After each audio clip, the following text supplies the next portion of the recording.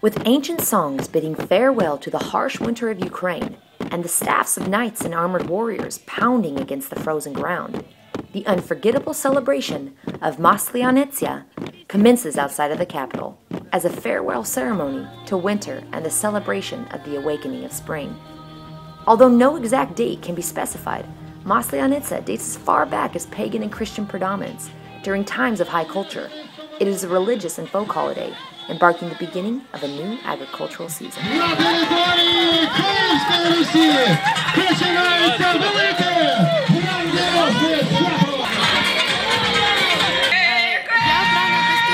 I dressed up like a sheep due to the old tradition when people dressed themselves up for the Masliantsya holiday in various costumes.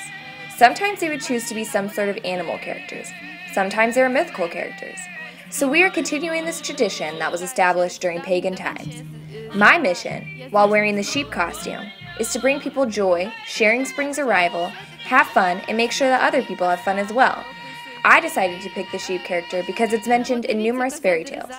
Children recognize me, which makes me happy and joyful.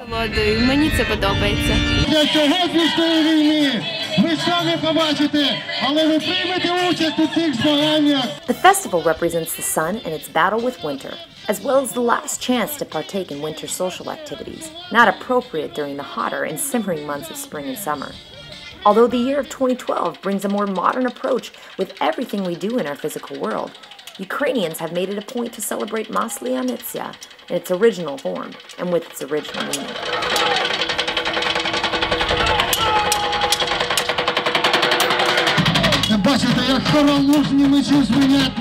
Всю землю київською, як висікаються іскри, які б мали доступити зимовічари, але не... With the winter warrior dressed in the cool of blue and the spring warrior dressed in the warmth of red, the two battle. In hopes of making way for spring's colors to paint their world with the warmth of life, this warrior of spring fights with everything he's got. Although his effort is profound, spring does not win over the biting threshold of winter. At least not yet.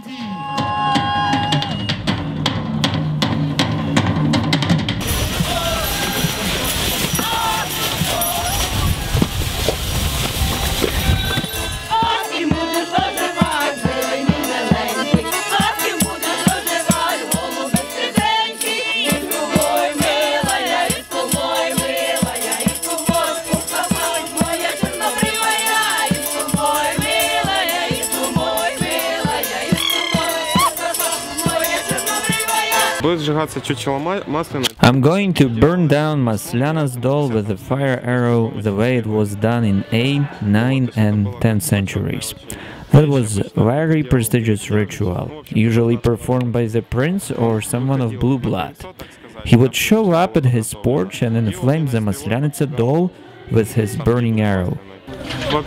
This tradition comes to us from the Vikings, and Masliantsya rather should be considered as a pagan holiday, because the tradition of burning down the hay doll doesn't have much to do with Christians' traditions. It's very cold to be here today. My feet are wet. My shoes simply made of leather without being waterproof. I try to dress myself up according to the historical tradition. My costume is pretty much the replica of Vikings' costume from 8th century, except my scarf. But the rest of it correlates with the history pretty well. The celebration includes the burning of a hay doll, formerly known as Kostroma, and signifies the evil of winter. Burning, an element of pagan ritual.